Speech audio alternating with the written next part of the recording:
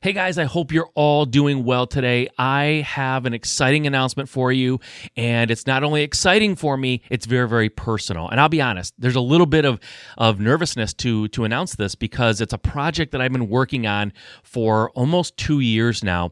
So just to give you a little context, about 5 years ago, I really exploded my business. I went from being a one-man operation doing a respectable amount of deals, 2 to 3 deals a month, to blowing it up to doing well over 10 deals a month, and in some months, 15 to 20 deals a month. And there were some very specific things that I did to get there. And I have been asked for the last 5 years from individuals from all over the country, how did you do it? How did you blow your company up? What were the things that you did? What did you change? What did you implement? What exactly is the secret to getting this done? And I've answered this question multiple times over the last 5 years, but it's only been within the last few years that I started writing a book that has everything in it, all of the strategies I used to grow my business from just doing a couple deals a month to doing a dozen deals or more a month. And there are very specific things that I changed and very specific things that I implemented in my company to make that happen. And I've now put it into a book. That's right, guys. I'm an author, and you are the first ones to hear about it. I have not made this announcement publicly anywhere else. I'm doing it here to give you guys a first opportunity to take a sneak peek at the book. Now, the book won't be launching. It won't be available on Amazon or anywhere else until June 1st. But between now and the end of the month, I am offering to send this book for free to you to check it out and give me some feedback, and maybe more importantly, to read it so that when it does go live, you can give me an honest review in Amazon, to which I would be eternally grateful. But I would love to share this book with as many of you who wants to read it. Now, remember, you'll be getting a sneak peek, so you're going to see all these things before anybody else does, and I'm happy to do that as a listener of mine. I really value your opinion, and I really want to get this into your hands. So if you want to get an advance copy of the book, please shoot me an email at mike@juststartrealestate.com, subject line book. Again, that's mike@juststartrealestate.com, subject line book, and I will get that to you immediately. Okay, guys, let's dive into the show. If you want to make them change. And now one of my mentors says people change due to two things, through desperation or through inspiration. Yeah. Mine was both. You're listening to the Just Start Real Estate Podcast. If you're serious about your real estate investing business and need real answers, you are in the right place. And now, your host, Mike Simmons. Hey guys, how are you doing today? Hope everyone is doing great. I hope we're all staying safe and happy and healthy, and we're all getting through this crazy coronavirus pandemic healthy and gonna get to the other side of it just fine and get our businesses on track if we're off. And if we're not off track, good on you. I think that's awesome. So I have another great interview for you today. Somebody that I did not know previously. I got to meet him just now, basically through the interview process, and learned his story, and really inspirational. Had a good time with this one. I really did. Nice guy. And I'm excited to bring it to you. It's a little bit different story. Definitely someone who started with significantly less privilege than maybe somebody else that you may know, maybe you.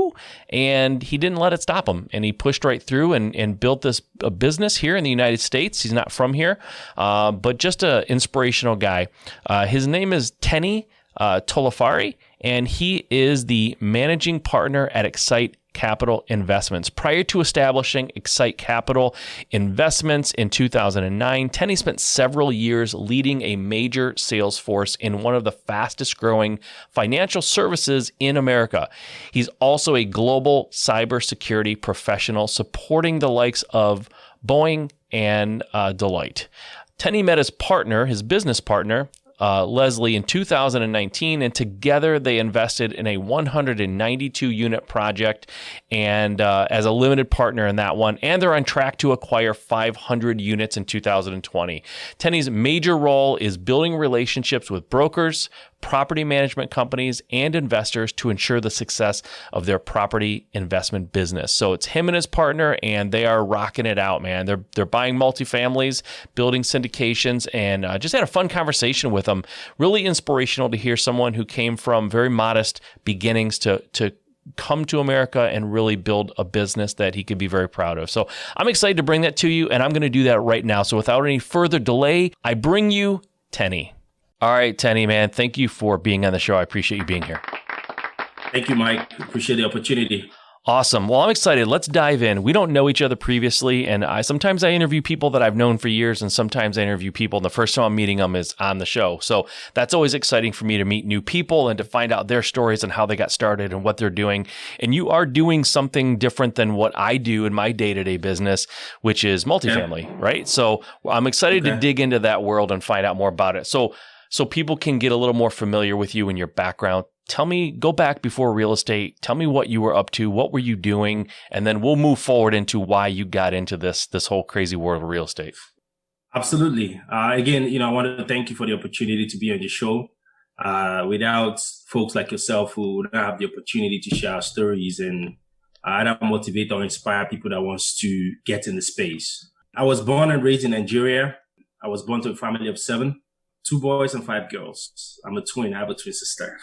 Oh, okay, cool. Yeah, I grew up in a community where my mom was a petty trader. I don't know if you know what that is. And then my dad was a cop, basically. And with 7 kids, it was pretty tough. What? Now, what? Your mom was you said a penny trader? Petty, like is a local trader, basically. Oh, okay. Okay. It's not like one of those guys that trade. She's an entrepreneur. Yeah. In Africa, they call them petty trader. Okay. Petty. Gotcha. Yeah. Petty trader. I learned a lot about business from her. Nice. But, we didn't have a lot growing up. I went to public schools. I was one of those kids when you see, I know that in the Western world, when you see some kids in Africa, you see some kids that have holes in their pants in school. I was one of those kids. Yeah, I'll be real. Because in my classroom, when I was in my primary school, the classroom, we didn't have a desk. So we had to sit on the concrete. Okay. And if you sit on the concrete, after a little while, your pants start rubbing on the concrete. And then wow. So that's how I grew up. I went to school there. So I struggled with academics because, I couldn't spell. I couldn't spell IT, eat, N-O, no, S-O. So I can still remember everything in my head because my aunts, my sisters, they were doing better than me. And they were like, dude, why can't you just spell this little words, man? It's just 2 letters. Yeah. So that kind of hit my ego. So because of that, going through school, I wasn't confident in myself. I was depending on other people to pass my classes. Yeah. But fast forward towards graduating from high school, throughout my high school, I was always depending on somebody else. But towards the ending, I realized that one of my friends that I've been depending on all this while, he's about to go study mechanical engineering while I want to go do electrical and electronics engineering. So the problem now is he's leaving. What are you going to do, boy? Yeah. I'm like, oh my God. So I went straight to my mom, like, hey mom, my friend is about to go to, go study something else. I'm about to go study something else. What am I going to do? She said, why can't you study by yourself? Why can't you pass your exams yourself? Why can't you be reliant on yourself? Yeah. Now, I know that I can study and try to do my exams, but I'm not just confident in it. Yeah. Yeah. So that's the kind of struggles that I had. And with that conversation with my mom led me to a point where I started believing in myself. And then I moved into college. I studied electrical and electronics engineering. And now in college, somebody else now was not depending on me. So now I understood the burden. And in my second year of college, because we in Nigeria, we have top class and then lower class. There's nothing like middle class. We were in the lower class, basically. Okay. And in my second year in college, I'm like, how do I move to the upper class? Yeah. And the only answer that I got was to get out of Nigeria, go study abroad, and that way I can be part of that circle. Oh, okay. So I went to my mom and said, hey, mommy, I'm about to go study my master's in America. She was like, are you crazy? Who do we have in America? We have nobody in America. Yeah. We don't know anybody in America. She's like, where did that come from? So I told her, hey, listen, that is the only way. That's what I wanted to do. She was like, all right, we have a bet. If you're able to graduate from college with summa cum laude, which is your equivalent of, they call it second class upper division in Nigeria. Okay. I will do whatever it takes to send you abroad to go to school. I said, that's a bet. So I went to work. My course in undergrad was 5 years. So by God's grace, I studied hard. I graduated with second class upper division, and I took it back to her and said, hey, Mom, I graduated with the degree you were asking. And she said, oh, crap. Now I have to figure this out. So she said, if I have to sell everything that I have, my clothes, my boxes, some of the lands that I have to do it. Because, coming to America to study, we're paying everything out of pocket. There was no loan, there's no grant, nothing. Yeah. My tuition a semester was around $8,000, right? Okay. And that was minus living expenses, housing, accommodation, and all of that. So right. I brought it to her. I said, I have an admission right now. What we're going to do? And I, went to my dad and we had conversations. It's like, this is a good opportunity. You should go ahead. So I landed here in America in Dulles International Airport, August of 30th, 2010. And then there's this lady that I flew in with. This is a funny story. So because she knows that I didn't know anybody here and everything, she saw me like a liability. So when we got out of the plane, I said, hey, listen, can I get your number so I can give you a call when I get situated? She said, no, don't worry about it. Welcome to America, right? Yeah, oh, absolutely. My gosh. That's too funny. One thing that I had with me was I wasn't scared. I had no doubt within me that, my future is going to be bright. So all I got was to come here, go to school. So I went to school. I came to VIU, Virginia International University in Virginia. Okay. That's where I started. Yeah. And then from there, I transferred to Bowie State University. That's where I got my master's in cybersecurity. Nice. So I graduated. Before I graduated, I got a job because I knew that all I had was education. So I had to give it my best. Yeah. So because of that, I graduated very good. My GPA was really, really high. And then I got a job before I graduated. Before you know it, I got another job with Boeing. And then I became a global consultant with Deloitte. So my career became very good. And in 2016, I brought my mom here to come visit, brought my baby sister here to come go to grad school as well. Nice. So life was good. So in 2016, when I brought my mom, I was working at Boeing. I was one of the cybersecurity professionals there. I had my 50th heart. So now I brought my mom to take care of her here. She just had to take care of me for 3 to 4 months. Because I couldn't move. I had my fifth disc. Yeah. How'd that happen? Just freak accident, or did you do something to make it come out? I think it was accumulating because I like to lift weight, heavy weight. Okay. I think that was what caused it, and I wasn't protecting myself. Okay. Using good posture and stuff. So I think that was what caused it. Okay. But again, I finished for my therapy and everything, and I was asking myself, what's next? I don't just want to work 9 to 5. Of course, I work with a great company, great income, great everything, right? Yeah. But what's next? So in that search, I ran across a company, a financial services company, and they started telling me about money, started learning about money. I'm like, oh my God, there's a whole world of opportunities out here. So I started learning about finance. In that process, I became an entrepreneur in the financial services space. I still had my job, my cybersecurity job, but I was learning business, entrepreneurship mindset, how to build a business, how to deal with people and all that stuff. Because I came in from a technical background, I didn't really have that interpersonal skill. Even though I know within my heart that I want to be an entrepreneur, I didn't really have the exposure. I've never done it before. And I can remember going back in 2008, 2009 in Nigeria then. I bought the first book about entrepreneurship, which is Rich Dad Poor Dad book. Wow. And I bought the cash flow quadrant in Nigeria then. I didn't know what I was doing. I did not know what I was doing. So I was reading the cash flow quadrant book. He was talking about the E, the S, the B, and the I, right? Yep. And I was understanding. He was talking about 401k and all that stuff. I'm like, what the hell is all these things? Because I couldn't relate with it. Yeah. So when I came here, and they started talking about all this, I'm like, oh, okay. That's what he was meaning. Okay. Now this is making a lot of sense. Population of America, when it comes to working in entrepreneurship and business and wealth in general, where do I want to fall in that cash flow quadrant? I want to be in the B and the I, right? Which is big business and investor. Yep. So the financial services platform gave me an opportunity to try and start building business. So with that, I was able to work with a bunch of people when we were building business financial services. And then in that process, I met my partner, Leslie. And how did I meet my partner, Leslie? I was doing a presentation at the doctor's office, and there was a couple of nurses there, and Leslie's wife was among them. So I said, hey, listen, I do this. I'd like to come and share with you guys if you're interested. And she said, okay, no problem. I'll give you my information. So she gave me information. Everybody gave me their information. And out of everybody that gave me the information, only Leslie's wife picked up my call and said, hey, listen, I need to talk to my husband. So I went to their house, and Leslie is a very technical individual, very, very like detailed oriented. So he has a bunch of questions. Like, who's this financial guy that you're bringing to the house?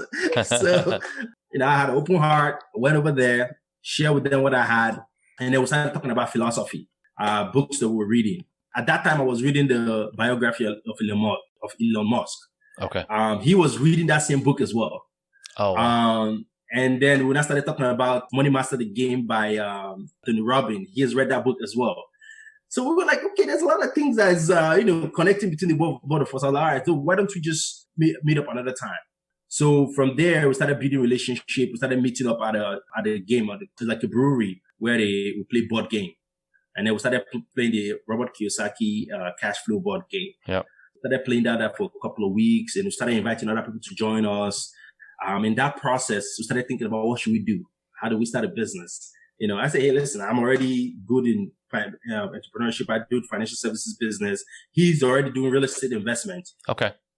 I'm like, the missing piece for me now is moving from the B to the I in Robert Kiyosaki cash flow quadrant, right? Yep. I'm like, the only real estate that I have right now is my residence where I live at. I've not really started investing in real estate. He was like, man, we can do that. You can, form team and try to buy real estate. So that's how we started in 2019, January of 2019. We formed our company, Xsite Capital. And out of all the asset class, because what we did is we were those guys that want to invest a lot of money in our education. So we invest a lot of time and resources to go to different boot camp. So we went to wholesaling class, flipping class, a whole bunch of different seminars to try to understand what is really going on. He's already doing some form of real estate in the past, but out of everything, we decided to do multifamily. Okay. So last year in September 2019, we invested in 192 units in Marietta, Georgia. And this year we're looking to acquire 500 units as the primary sponsors of the deal. So that's my journey so far. I know it's a long story, but I hope that's interesting enough. I want to go back. I have a question for you. Okay. So you started off, you grew up in Nigeria. Correct. You talked about the sitting on the concrete floor and then you came to America. Your mother, your family got together the resources they needed to make that happen because you fulfilled your end of the bargain there. What do you think when people who grew up here in America say, I don't have the opportunities to succeed that other people have, or I wasn't born into the right social class, or I don't have the opportunities that other people have who are successful? Like it has to drive you nuts to hear that kind of stuff. It used to drive me nuts, but I came to the realization is more about exposure. It's about people you surround yourself with, who you grew up with, the kind of information we consume. I used to be like, when I first came a couple of years, I came here, I see people they want to be serious about their life and everything. I used to get really mad. Like, I was like, all of those things are excuses. Yeah. But I came to the realization as I continue to mature and grow, that it's more about the people you surround yourself with. Yeah. They're your friends, your family, where you grew up from. Because you can only be what you surround yourself with. Think about this.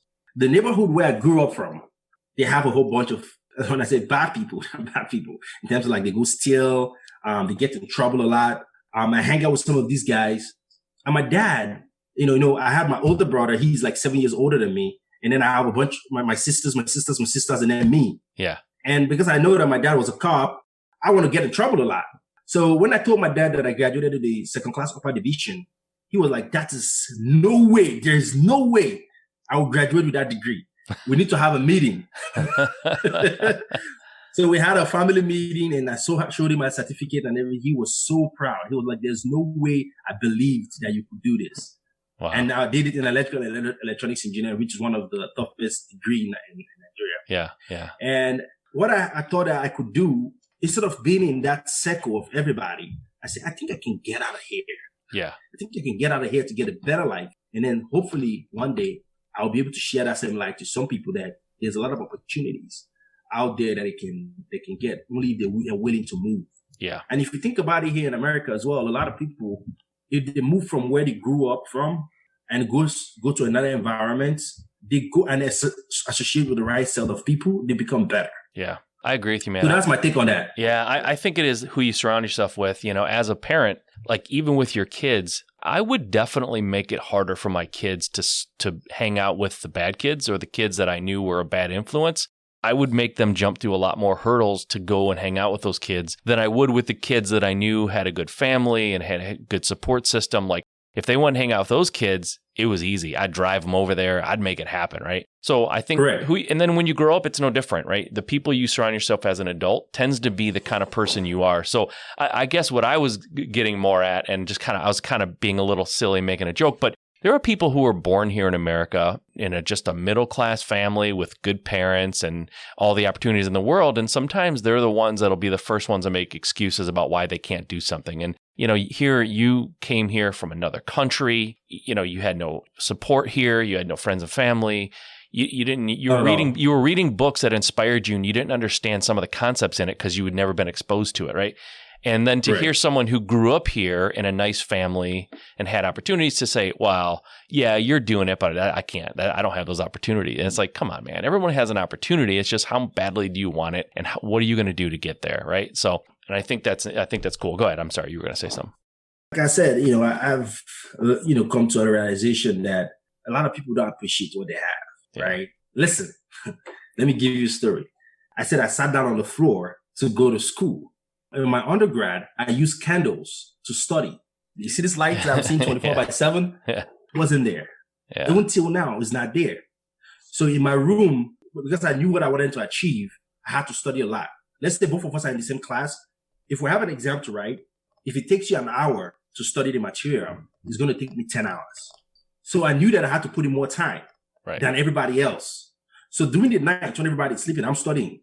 I did that for so many months. So in my room, when you come in and you're going through, you see a candle right by the window. It's me studying. There was one thing I did that was insane, that people think my friends thought I was mad. Like I was running crazy. In my room, in my office right now, you see I have the cars that I aspire to buy and some of my dreams and some of the things that I have on my wall. Something similar. Then I didn't know anything about vision board. I don't know anything about no vision board or nothing, or visualization. Yeah. I just said, this is the grade I want to have for each class. I study on that class, put it on the wall on an A4 paper, and I write a big A or a big B on it, right? Yeah. And I had 9 classes I was taking that time. So every time I finished studying for one, I put it on the wall. So one of my friends came in, and I was because we were on strike then. What I mean by strike is that means everybody's home. All the students and teachers are home. Nobody's taking classes. Okay. So I was the only one in my hostel. So one of my friends came and visited me. He was like, he opened the door where I was in my room. I was like, dude, you're running my all these A's and B's on the wall. I said, no. I know what I want. I don't want this life. I don't want to be at this point. Some of my friends are back home. They're still struggling to take care of the family. Yeah. That's not the life I want. If I have to study and my mom said she's going to help me go to America, I'm going. Yeah. So come here. There's a lot of people that don't appreciate what they have. They don't understand. Yeah. So that's why sometimes they say, if you want to teach some kids, take them to a shelter, take them abroad, let them go see other people. It's going to give them perspective. Yeah. So gratitude perspective is one thing that helps a lot of people if you want to make them change. And now one of my mentors says, people change due to 2 things, through desperation or through inspiration. Yeah. Mine was both. So when you flew in, did I hear you say that you landed in Dallas International Airport?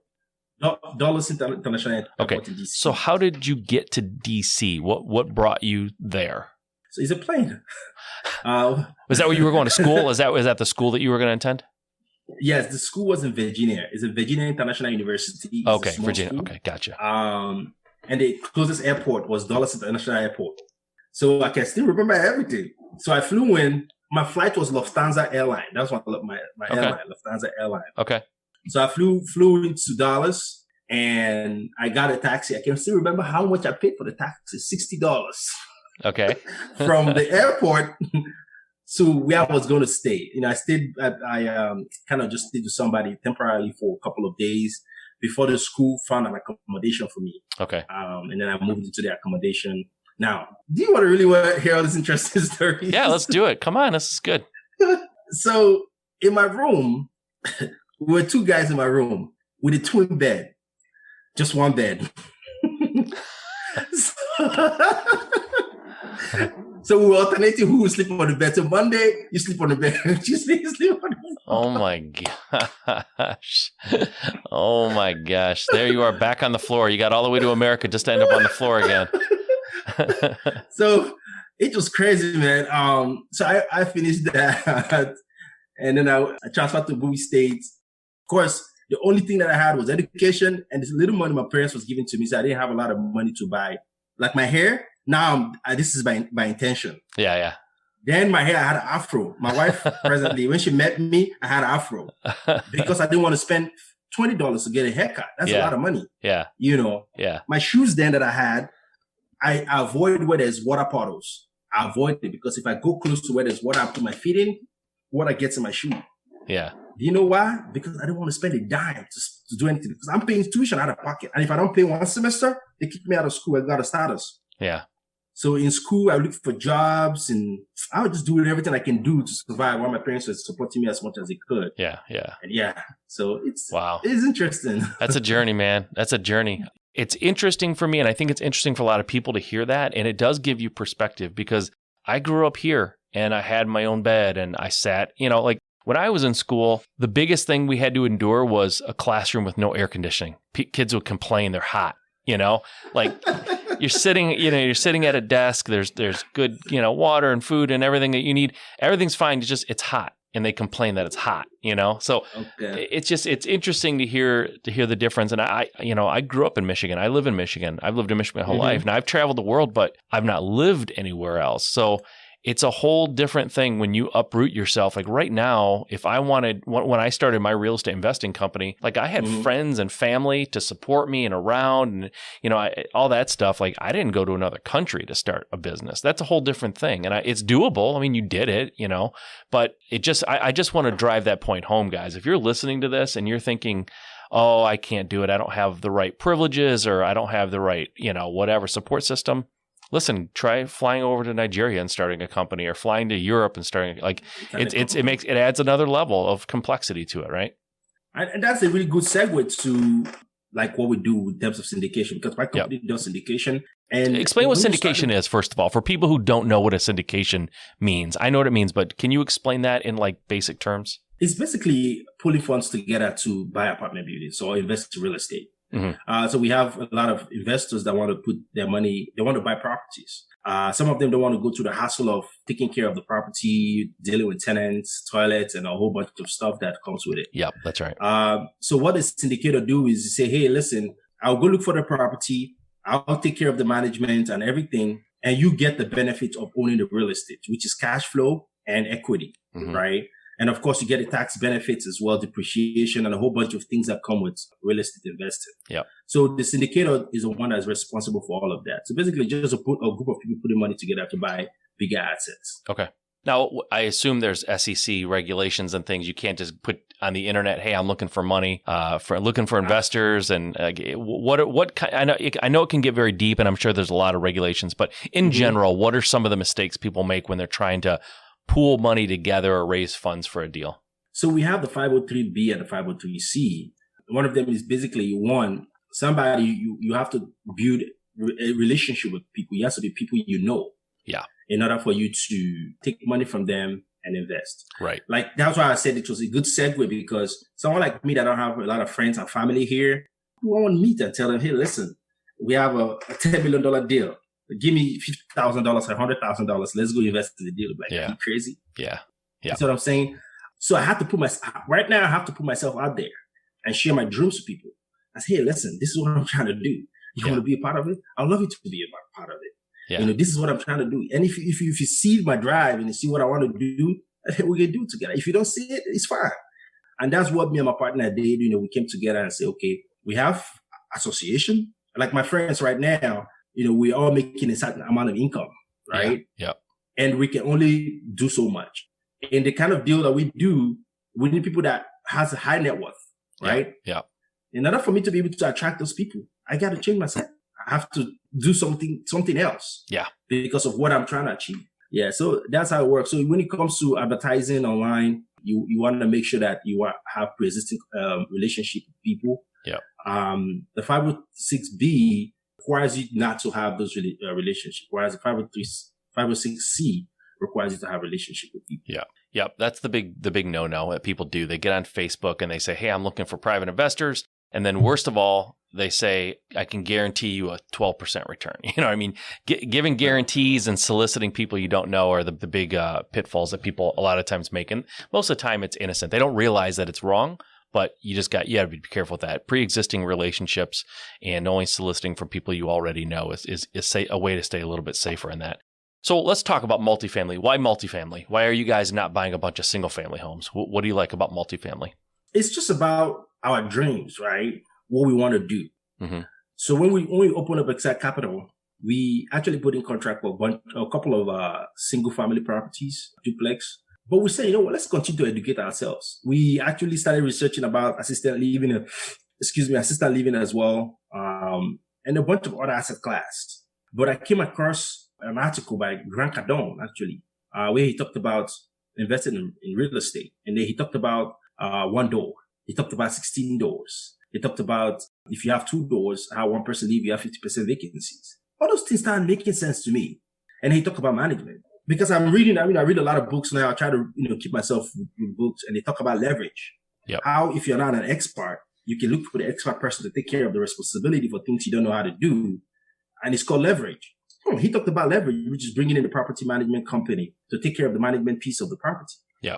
But if you want to manage a property, you want to make sure that the income that's coming in is enough to cover the expenses for the property manager that's on there.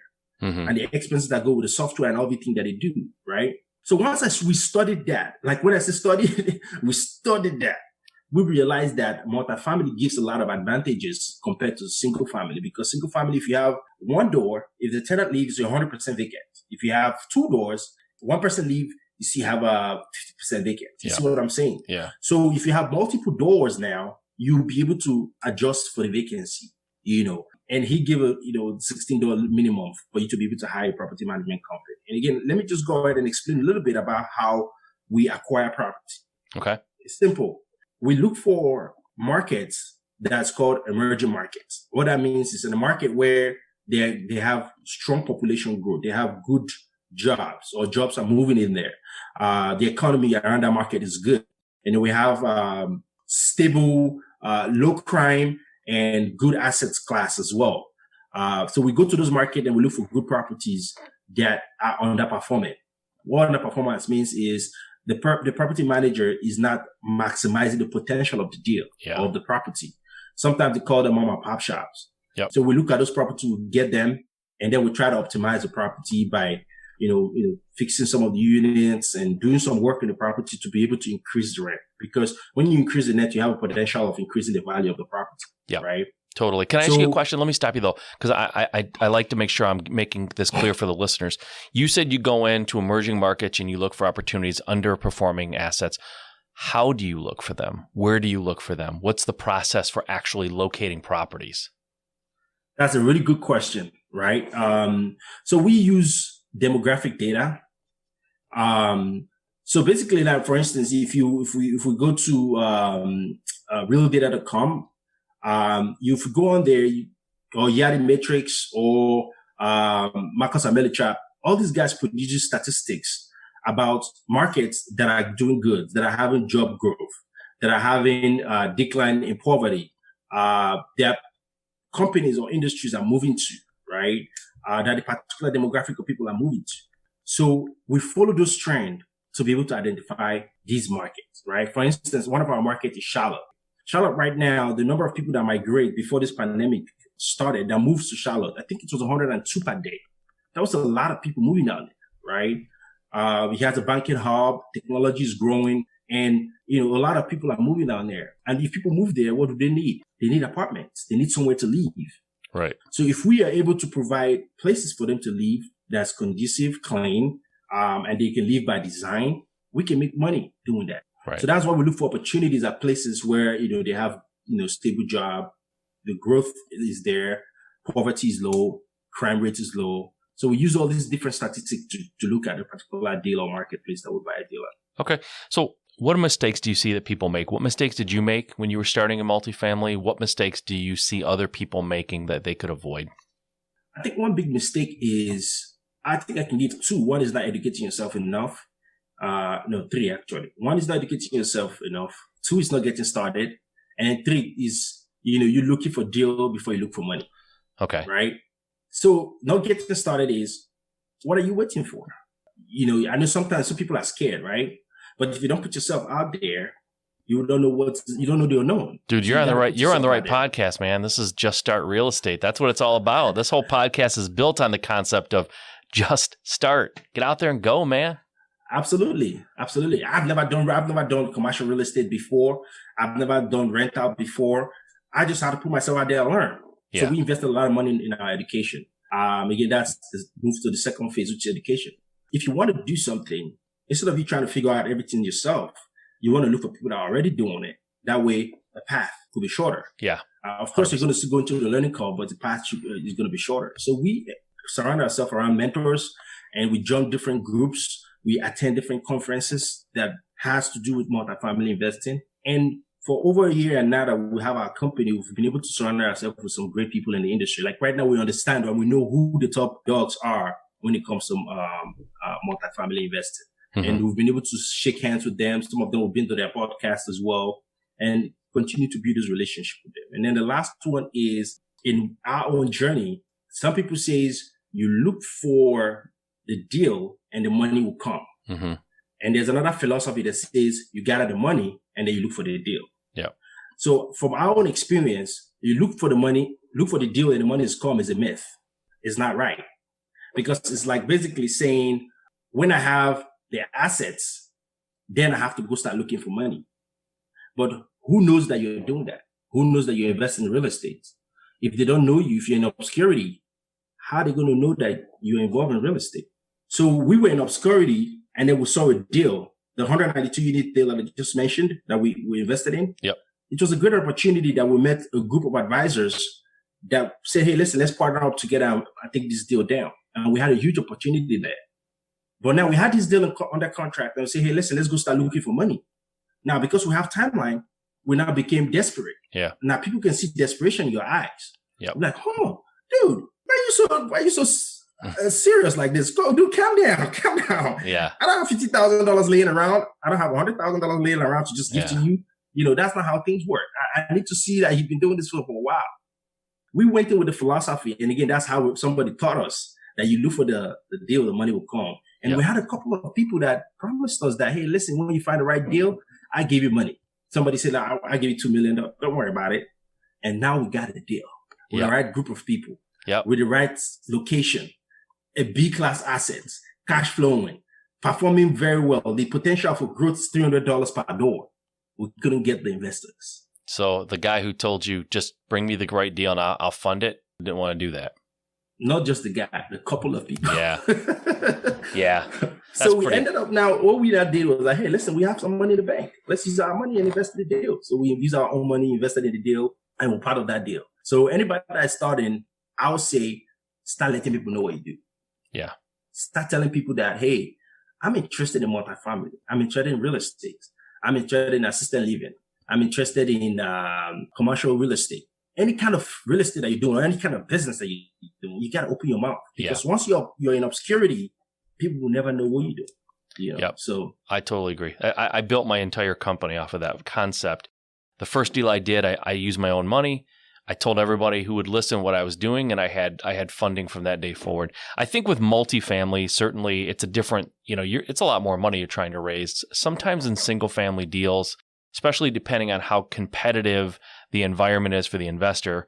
If I get a deal under contract, single family home, right? And I'm in Michigan, so we're talking about maybe a $30,000 to $60,000 house, right? If I get that under contract and that house will retail for $150,000, and I don't have funding, and I go to a local meetup and I raise that contract and say I need funding, I'll be surrounded by people, right? So in some cases, in certain kinds of investing, I think you can find the deal because deals are so hard to find. But in your world where you need to come up with $1 million, $2 million, $10 million, you're right. It's a little bit trickier because you're on a stopwatch once you get that deal under contract, you know. And I think that that could be a little bit different. So, and it's easier to find $30,000 than it is to find $3 million. So, yeah, man, it's good, and it's all like this is what's great about getting on a podcast. What's great about interviewing people that I don't know as well. Like your history and your experience is different than mine. And you've just learned to play this game in a way that works for you. And that's what people need to hear, because there's people listening to this, not just all over the country, but all over the world. So it's good to hear other perspectives on that. And I appreciate that very much. Thank you.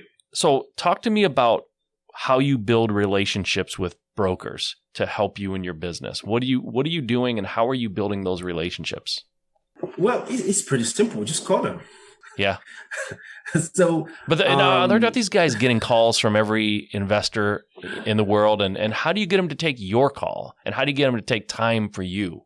So this is what we did. And so when we started the business, exactly that question you asked is an amazing question. When we started, we had a mentor. We were holding a mentorship program where we have a bunch of students, and they were teaching everybody the same thing. Have this script. Call the broker. This is what you say. This is how you say it. And these brokers get this calls every single day. Oh, yeah. So what do I do to separate myself? Right? Yeah. So we did that. We did everything everybody said we should do. Just call the broker up and blah, blah, blah, blah, blah. Again, this is one of my superpower. My own superpower that I have, that I know that God blessed me with, is I can pick up the phone and call anybody. Like if the president's, you give me the president's phone number right now and I have something to tell him, I'll pick up the phone and dial him and say, "Hey, Mr. President, my name is Tenny." So that is my superpower. So my partner, this blew his mind one of these days. So we went for a boot camp. We have like 500 people in the room. My goal in that boot camp was to network with people there, tell them what we do, and then I had a flight to catch. So when we had a break, you know how you finish with presentation and then we have a little break where the people are chit-chatting. Yep. I told my partner I'll be right back. So what he saw me doing was I was moving from table to table. I said, "Hey, listen, my name is Tenny. I'm about to leave. I would like to reach out to you at one point to share with you what we're doing. We're into real estate investing, multifamily, blah, blah, blah. If you don't mind, can I have your card?"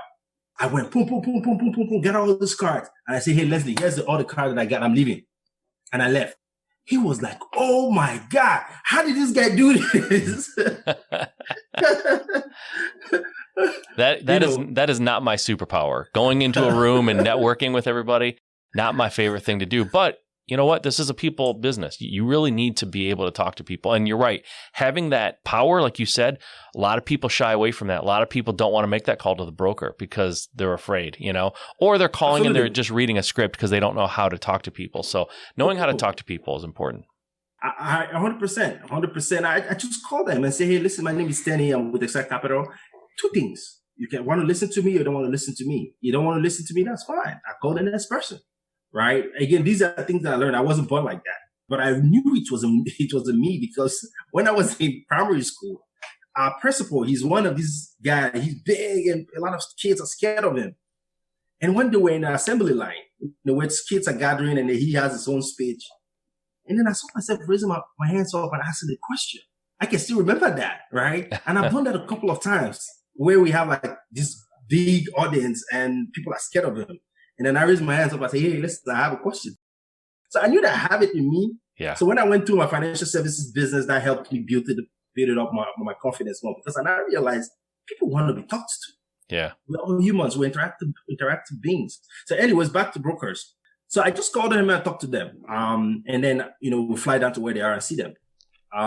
So recently what we did was, we went to Houston recently, because Houston is one of the markets we were looking at. So I just went online. So one of our mentors showed us how we can get the top brokers in the city, what we need to do exactly to narrow it down. Because in every city, they have 3 to 4 top brokers that manages most of the assets in the city. Yeah. And your goal, we didn't know this until December of last year. From January, we opened up our company. We didn't know this until December last year. He said you want to identify those 4 brokers or 4 or 5 brokers. And then out of those 4 or 5 brokers, you want to buy Then if you visit the state, you want to buy them steak. And all you do is say, hey, listen, Tenny, I'm actually going to be in your city next week. Do you have an opportunity for us to meet for us to just chat? I'd like to talk more about your city and what's going on in the real estate market. That's it. Yeah. And if they say, yes, I'm available, fine, meet. If they say they're not available, well, maybe I can come again another time. I have a project that I'm looking at. They'll meet with you. So we went to Texas. There's this broker that I've been talking to online. We've been chatting. I just called him and said, listen, we're coming to the city. We'd like to meet with you.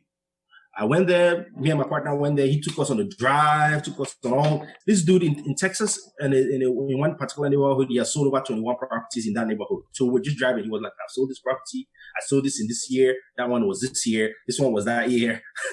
So he owns that whole neighborhood. He owns a whole bunch of owners of that property. Yeah. Same thing with Charlotte. That is one of our primary market right now. Same thing in Durham, Chapel Hill area. The guy in Charlotte, I just called him up and said, hey, listen, I'm interested in properties in Charlotte. I would like to meet you up when I get down there. And he said, fine. We set up for dinner. We went, had dinner, shared with him what I'm trying to do. He said, man, I like you. Yesterday, he sent me a deal, a 70 unit deal and a 125 unit deal, off-market deal that is directly with the seller. Right. Right. And again, if you build this relationship and you continue to build it, it's not one day thing. Some people think that you just call a broker right now and they'll give you an off-market deal. It doesn't work like that. No. So those are some of the things we've been doing. Yeah, it's a relationship thing, like you said, calling people, having that relationship, because they do have opportunities. It's just, and you know what I have found, and maybe you can tell me if you find the same thing. You can establish that relationship. You can go and have dinner with this broker, but if you don't continue contact with that person and stay on their mind, they're not going to necessarily think of you when they get a deal. You meet with them and then a year later they have something good come across their desk, but they haven't heard from you in a year. The chance that they're going to pick up the phone after a year of not having any contact with you and you not showing any interest in them at all is probably pretty slim. So establishing that contract and maintaining that connection in a professional way, right? Not to bug them, but to keep that connection going. Yeah, and what we'll continue to learn and build on that is just be a human. Yeah. Just be a human. Ask about them, how they're doing, how their family is doing. Not every time you call, you want to look for a deal. My broker, he told me he was sending me a deal. And, I begin to know about him, his family, his daughters and everything. So when we have a call now, we talk about what's going on with our families and everything before we start talking about business. Yeah. So don't just go right into business, right? Yep. So I encourage anybody that wants to do business. These are human beings. They're not robots. Mm-hmm. They want a real relationship. And relationship doesn't start one day. It takes time. You have to cultivate a relationship. Totally. Again, we're not perfect. We're still building it. And one other way that we look for brokers, this is a method that me and my partner have coined, is basically looking for broker through property management company. Now, this is the psychology behind that. Every property management company wants your business. They want to manage your property, right? Yep. So the best way for you to approach them about brokers is say, hey, listen, I'm looking to buy a property in your market. I'm looking for a deal between this and this, and I would like you to manage it when I find it. They was like, oh, that's interesting. I would like to learn more about you. He said, sure, let's have a meeting. So we set up a meeting between me, my partner, and we have a meeting. We say, hey, listen, we're interested in working with you guys. We see that you guys are one of the great property management company in that market. Yeah. And we're interested in that market. Meanwhile, if you know of any asset class that's this type that we're looking for, and you know that's in the market, can you send it our way, or can you introduce us to the broker that have it? Or we ask them, do you have any relationship with the top brokers in the market? They'll be like, oh yeah, this person. Yeah. You mind doing an introduction? Yeah. Absolutely. Yeah. Because it's a win-win for them, right? They want more properties to manage. You're looking for properties and you're giving them the opportunity. Why wouldn't they point out the best brokers in the business? That's true. That's a good point. I like that. I like that. Smart. It's smart. Yes. And it's all relationships based. And it's not just like one time call. Hey, tell me if you got anything comes across your desk. Bye. You know what I mean? It's like, it's got to be deeper than that. You got to mean it. Yep. Nice. Absolutely. Cool, man. Well, listen, what are you excited about right now? What are you working on now? Is there anything you'd like to talk to people about or tell them about, or anything going on with you? Yeah, we're just continuing to build our brand, continue to build our company. The name of my company is Xsite Capital Investment. Xsite is X as in xylophone, S as in Samuel, I as in Indigo, T as in Tango, E as in Edward, Capital Investment LLC. That's the name of my company. what we're basically doing right now, we're just building our brand, making people know that we exist and this is what we do. Yep. This is our philosophy. Our philosophy is basically working with a group of people for growth in our financial, in our wealth, and in, of course, personal as well. That's our philosophy. And presently, we just presented with an opportunity with one of our partners. We have a 49 units Class A deal in DC that we just put on that contract.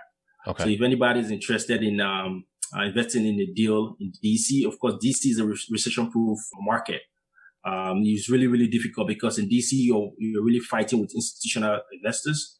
So when you get these kind of opportunities, it's kind of rare. So if anybody's interested in looking, investing in any deal at this point, just reach out to us and then we can give you all the details for sure. Okay, perfect. And how can they go? How do they get a hold of you? Where do they go to get a hold of you if they're interested?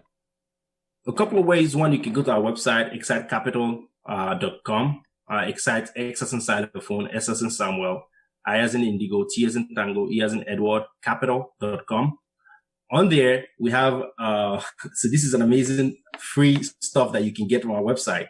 We have 11 exciting reasons why investors invest in multifamily. So that's a ebook that we created for any kind of investor that want to just understand why multifamily is a great asset. So if you go to our website, xsitecapital.com, you can download that for free. Okay. And also you can reach out to me directly. My cell phone number is 202-569-5072. That is 202-569-5072. You want to give out your number? Absolutely. Reach out to me. I'm a businessman. All right, man. You might get blown up, but that's all right. That's cool. I've never had anyone give out their personal cell phone number on this show before, and I'm in 370 shows in right now. Wow. Reach out to me, man.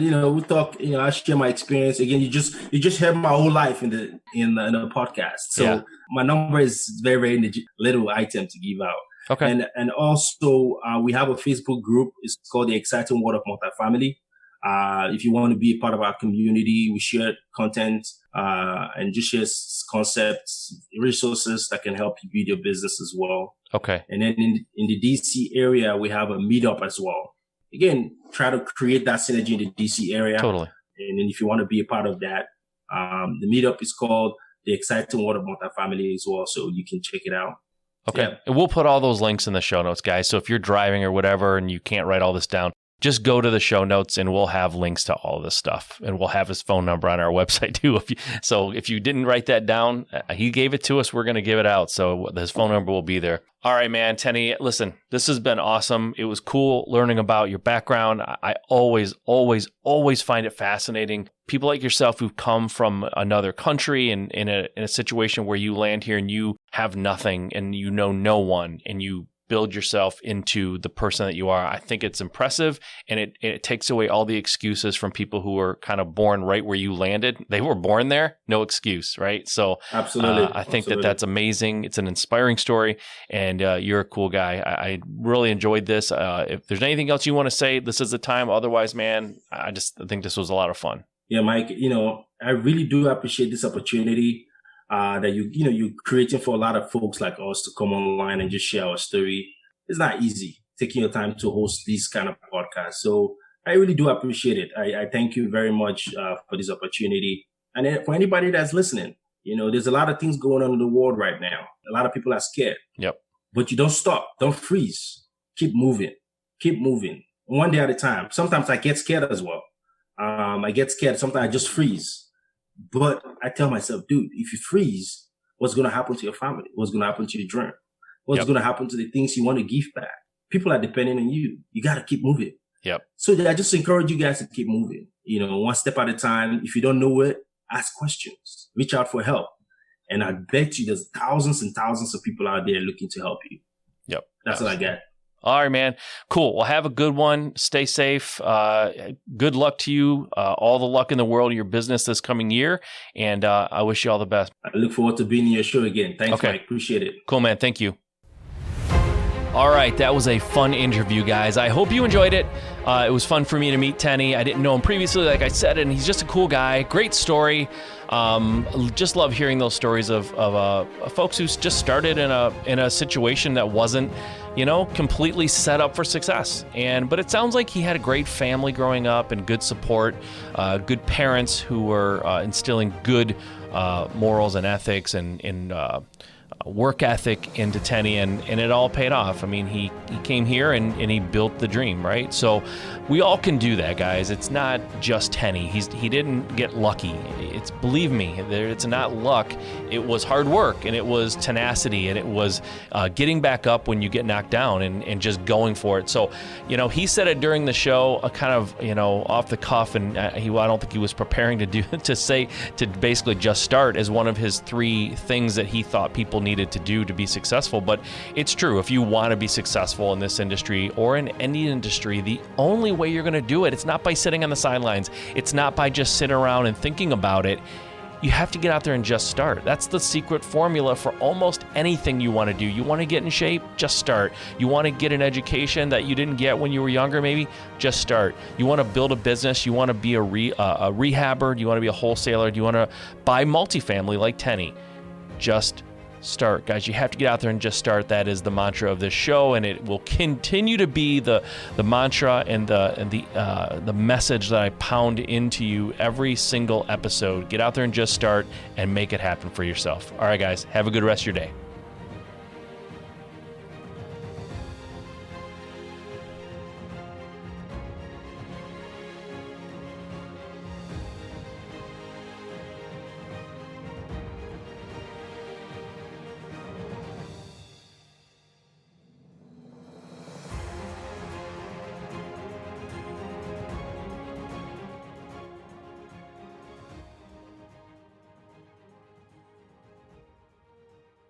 Okay, you're still here. That's super cool. And because you're still here, I know you're serious about your business. You listened to the whole episode. You're obviously trying to get more information to help you in your business. And because of that, I have a very, very special offer that I want to share with you. For a very short period of time, there is a video series. It's actually a vault of videos that have been created over the last 6 to 8 months by me, by some friends of mine who are really crushing it in real estate investing, wholesalers and flippers who know their stuff. They're doing high volume. They really have this thing dialed in. We put together some videos and I want to share them with you now. Normally these videos sell for like $4,600 to get all of them.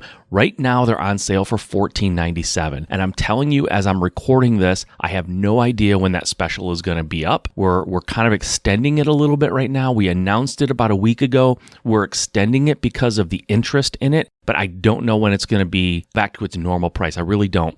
But in this video vault, there is everything you need to know to run your business from A to Z. Everything from finding motivated sellers, finding buyers who are dying to buy properties from you, how to find and manage contractors, what kind of paperwork should you have in place, what kind of contracts do you need to work with these guys, all of these things. How do you comp a property? How do you know what to buy it for? How do you know what to sell it for? Estimating repairs, like how do you know what it should cost to fix a property? The wholesaling process is laid out for you as well. How to find properties, what to do when you get them under contract. What does that paperwork and that structure look like to run a wholesaling company that is profitable? How do you run a flipping company from A to Z? Finding money, like I said, ARV, finding properties on the MLS, finding deals without even spending money. Like all of these videos are there for you. And like I said, normally it's a little bit expensive. It's normally around $4,600, but right now it's $14.97. And like I said, as I record this, I don't know when that price is going to go up. I really don't. So go there and at least check it out. You owe it to yourself to do that. Go check out these videos, and here's how you do it. You go to juststartrealestate.com/vault. Again, that's juststartrealestate.com/vault, and that will take you there, and you can see all the videos that are in there. I mean, I'm scrolling through them right now. Marketing strategies, how do you market for properties, skip tracing, using list services to find buyers and sellers,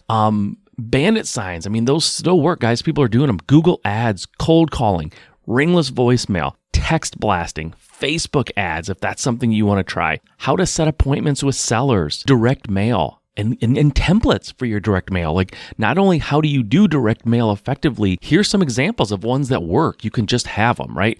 Negotiating skills. How do you talk to buyers and sellers? All the sales training, behind the scenes sales meetings with successful teams who are running sales inside their company. Like, what does it sound like? You're going to get behind the scenes and hear some of these meetings. What's going on? What are they telling their teams? How are they getting deals right now? All of this is in the Video Vault, and all of this is available to you for less than half of its normal cost. This is a time to take advantage of it, guys. The price will go back up. I promise you that. The price will go back up. But for now, it's super inexpensive. So at the very least, go and look. Go see what videos are in this vault, and you'll go through these and see, oh my gosh, like you can start and run a successful business at scale with these tips. And by the way, you don't have to be running a huge business. This is for people who are just starting out too. There's tons of videos in here that explain every single bit of it and walk you through the process. So go check it out again, guys. It's at juststartrealestate.com/vault.